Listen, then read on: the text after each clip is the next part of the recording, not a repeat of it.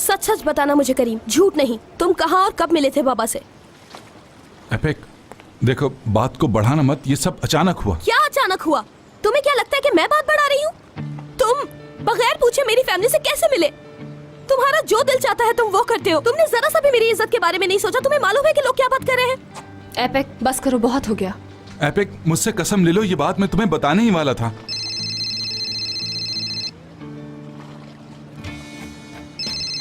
Epic, ऐसा मत करो। हेलो करीम बेटा, कैसे हो? बेटा तुम्हारी अमानत पहुंचा दी है मैंने। आईपेक को मैंने 20,000 रुपए दे दिए हैं और जैसा तुमने कहा था मैंने उसे कुछ नहीं बताया। अपने बेटे के लिए दुकान भी खोल ली है मैंने। अब हम राब्ते में रहेंगे। वैसे मैं चाहता हूँ कि तुम्हारे साथ कोई काम किया जाए। हेलो, तुम सुन रहे हो बेटा? करीम,